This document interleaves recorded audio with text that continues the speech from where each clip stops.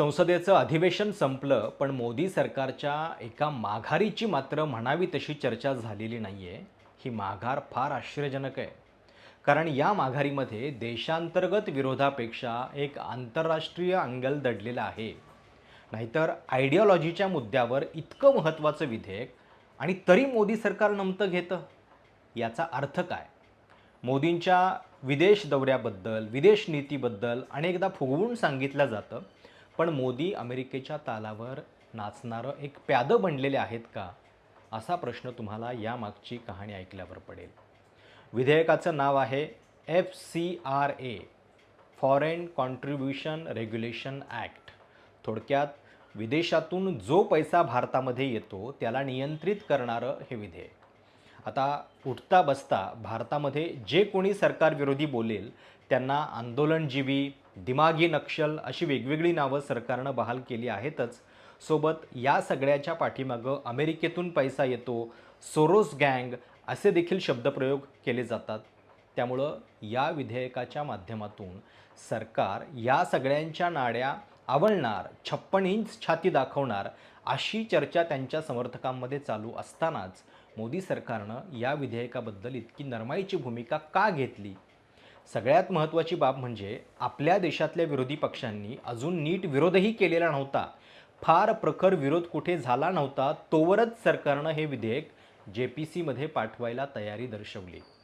आणि अमेरिकेमध्ये या विधेयकावरनं जाहीर नाराजी होत असतानाच हे घडावं याच्यामध्ये बरंच काही दडलेलं आहे. अमेरिकेनं सांगितलं तरच रशियाकडनं तेल खरेदी करायची. अमेरिकेनं टॅरिफबद्दल इतकी कडक भूमिका घेतल्यानंतरही त्याच्याबद्दल काही बोलायचं नाही. भारत आणि पाकिस्तान दरम्यानचं युद्ध अमेरिकेचे राष्ट्राध्यक्ष थांबल्याचं जाहीर करतात, पण त्याच्याबद्दल आपण काही बोलायचं नाही. आणि हे सगळं बघितल्यानंतर आपली नेमकी अमेरिकेसमोर काय अवस्था झालेली आहे हाच प्रश्न पडतो. आणि म्हणून हे FCRA विधेयक आणि त्याच्याबद्दल जे झालं ते नीट समजून घेणं आवश्यक आहे. 1976मध्ये पहिल्यांदा आपल्याकडं एक कायदा लागू करण्यात आला ज्याचं नाव होतं FCRA, foreign contribution regulation act. फॉरेनमधून जे काही फंडिंग भारतातल्या NGOला, चॅरिटेबल ट्रस्टला वगैरे मिळतं त्यावर सरकारचं काहीतरी नियंत्रण असावं किंवा सरकारला त्या फंडिंगबद्दलची माहिती असावी, यासाठी हा कायदा इंदिरा गांधींच्या काळात तयार झालेला होता.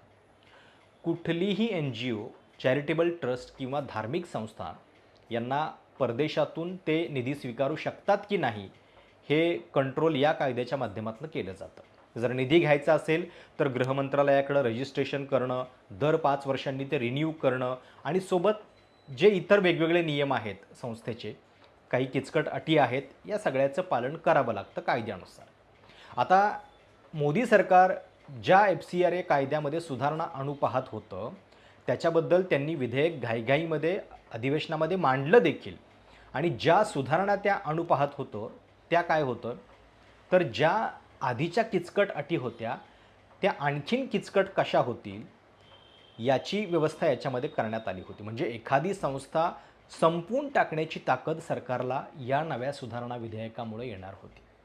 फॉरेन फंडिंग घेणं वाटतं तितकं सोपं राहणार नव्हतं. अशी व्यवस्था सरकारनं त्याच्यामध्ये केली होतीच, पण संस्थेची प्रॉपर्टीसुद्धा ताब्यात घेतली जाऊ शकेल एवढी मजल या नव्या विधेयकामुळं सरकारनं मारलेली होती. सगळं सुरळीत होतं. म्हणजे याच अधिवेशनामध्ये इतर डझनभर विधेयकं झपाझप मंजूर केली गेली, पण FCRA मात्र या सगळ्यामध्ये सरकारनं मंजूर करायचं धाडस केलं नाही.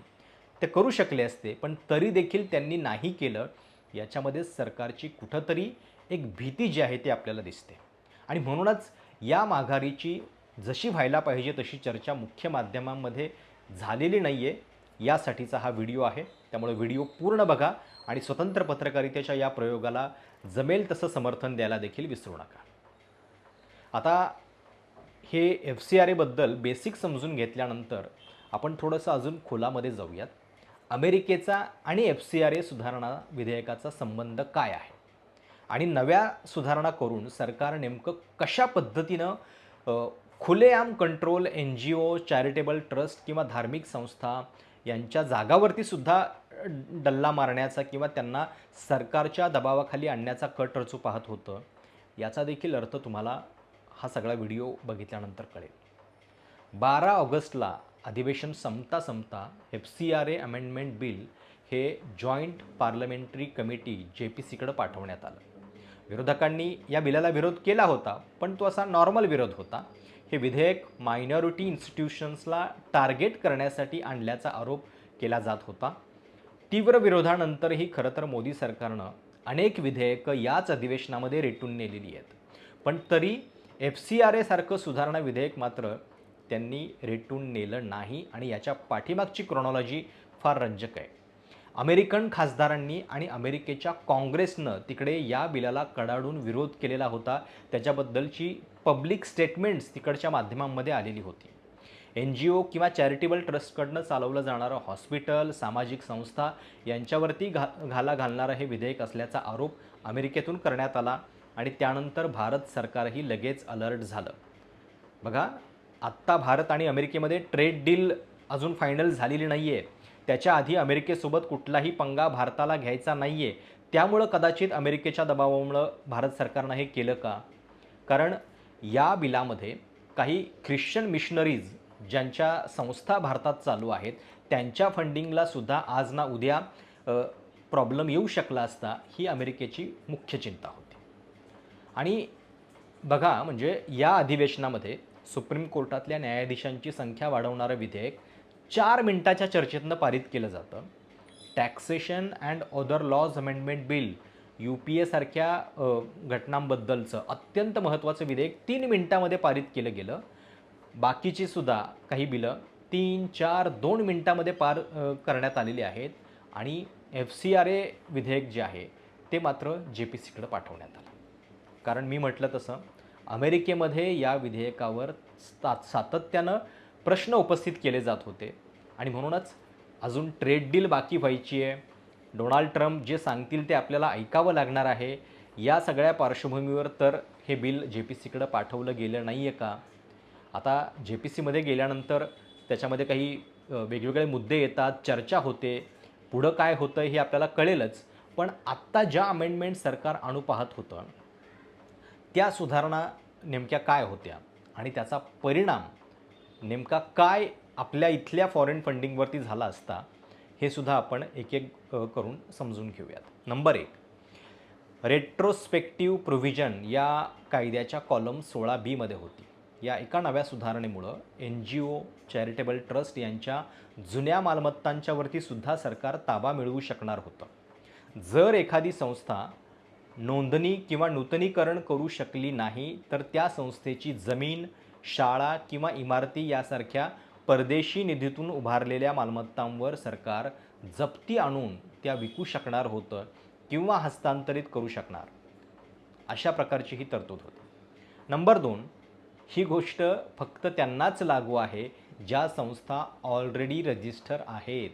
म्हणजे बघा, ज्या रजिस्टर संस्था नाही आहेत, ज्यांना फॉरेन फंडिंग आलं तरी कुठून येतं हे कळणार नाही, उदाहरणार्थ इनडायरेक्टली RSS अनरजिस्टर संस्था आहे, त्यांना FCRAचा नियम लागू होणार नाही कारण ती रजिस्टरच नाही आहे.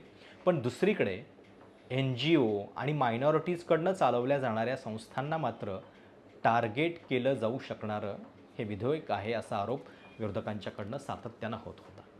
नंबर 3, या विधेयकामध्ये डेझिग्नेटेड अथॉरिटी नेमण्याची तरतूद करण्यात आलेली आहे. म्हणजे काय तर केंद्र सरकार एक अथॉरिटी नेमेल आणि त्याद्वारे विशिष्ट संस्थेला कंट्रोल करेल. ते नेमकं कसं? जर एखाद्या संस्थेचं FCRA रजिस्ट्रेशन रद्द झालं किंवा सरकारनं रिन्यू करायला नकार दिला तर त्या संस्थेची सर्व फॉरेन फंडेड मालमत्ता जसं की शाळा, हॉस्पिटल किंवा जमीन हे सरकार स्वतःच्या ताब्यात घेणार आणि ती विकून टाकणार. नंबर 4, जर सरकारला वाटलं की एखाद्या संस्थेच्या कारवाया किंवा तिचं काम हे पब्लिक इंटरेस्टमध्ये नाही आहे तर सरकार त्या संस्थेचं कामकाज स्वतः हाताळू शकतं. आता पब्लिक इंटरेस्टची व्याख्या कोण ठरवणार तर सरकार. सरकार आपल्या सोयीनुसार जे आपल्याला विरोध करतायत त्यांना या डेफिनेशनमध्ये आणू शकतं, हे काही वेगळं सांगायची गरज नाही आहे. पण या सगळ्या पार्श्वभूमीवरला अमेरिकेमध्ये जेव्हा ही भीती व्यक्त होऊ लागली की हे ख्रिश्चन NGOजला टार्गेट करणारं विधेयक भारतामध्ये येतं आहे, तेव्हा मात्र मोदी सरकारनं माघार घेतली आणि त्याच्या पाठीमागं केवळ आणि केवळ याच गोष्टीचं कारण आहे का? याच्यामुळंच अमेरिकेच्याच डोळे वटारण्यामुळं हे केलं गेलेलं आहे का? याची चर्चा जी आहे ती बरीच होऊ लागलेली आहे. आता गेल्या काही कालावधीमध्ये अमेरिकेसमोर आपण इतक्यांदा शरणागती पत्करलेली आहे, की त्याची एक लांबलचक यादीच देता येईल. अदाणींचे किती खटले तिकडं अडकलेले आहेत आणि त्या पार्श्वभूमीवरती त्यांना मिळालेली क्लीन चिट याच्यावरती जरी नजर टाकली तरी आपल्याला हा सगळा संबंध जो आहे तो लक्षात येईल. होर्मुझमध्ये 3 भारतीय खलाशांचा जीव गेलेला होता अमेरिकेच्या हल्ल्यामध्ये, पण त्याच्याबद्दल आपण आवाज उठवला नाही.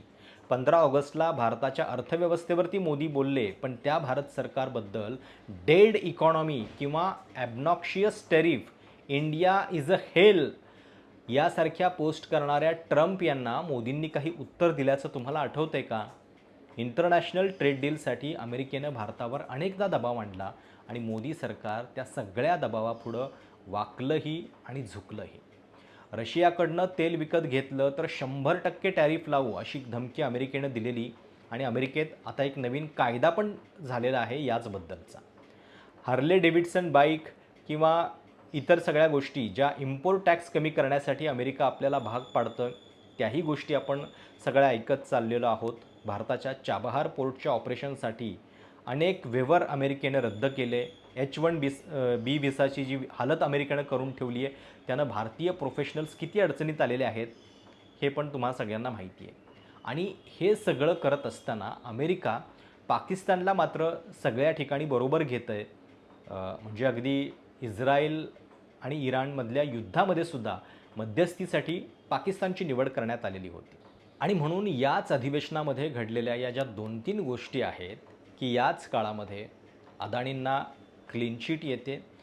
याच काळामध्ये जेव्हा अमेरिकेतल्या कंपन्यांना भारत सरकारनं आता UPIवरती चार्जेस लावावं असं वाटतं, त्याचवेळी UPIबद्दलचं विधेयक भारत सरकार घाईघाईमध्ये मंजूर करून घेतं आणि त्याचवेळी भारतामध्ये फार प्रखर विरोध, तितकासा विरोध झालेला नसताना अमेरिकेमधल्या खासदारांनी, अमेरिकेमधल्या राजकीय नेत्यांनी या FCRA विधेयकाबद्दल प्रश्न उपस्थित केल्यानंतर इथं मात्र तातडीनं ते विधेयक JPCमध्ये जातं आणि बघा की खरं तर हे विधेयक जे आहे ते आयडिओलॉजिकली भाजपसाठी फार महत्त्वाचं आहे. कारण एरवी तुम्ही ज्यांना अर्बन नक्षल म्हणता, आता तर एक नवीन शब्द आलेला आहे, दिमागी नक्षल म्हणता, या सगळ्यांच्या नाड्या आवळण्याचं एक हत्यार जे आहे ते तुम्हाला या कायद्याच्या अंतर्गत मिळणार आहे. बाहेरनं कुठलंही फंडिंग या नावासाठी अशा विरोधकांना मिळूच नये अशी व्यवस्था करून देशामध्ये पुन्हा ED, CBI आणि सगळ्या संस्था आहेतच, पण काही गोष्टी अशा असतात की ज्या आंतरराष्ट्रीय परिणामामध्ये बघाव्या लागतात आणि म्हणून इथं मात्र हा विरोध जो आहे तो पूर्णपणे मोदी सरकारला मोडीत काढता येत नाही आहे. FCRAचं अशा पद्धतीनं JPCमध्ये जाणं हे म्हणून अमेरिकेच्या या सगळ्या दबावाच्या पार्श्वभूमीवरती बघितलं पाहिजे आणि त्याच्या पाठीमागं आपण अजून काय काय गोष्टी कॉम्प्रोमाइज केलेल्या आहेत याची देखील चर्चा ही होत राहिली पाहिजे. तुम्हाला काय वाटतं? FCRA विधेयक हे मोदी सरकारनं पाठीमागं घेण्याचं कारण तुमच्या दृष्टीनं काय आहे? कमेंट्समध्ये नक्की कळवा. चॅनल सबस्क्राईब करायला विसरू नका. धन्यवाद.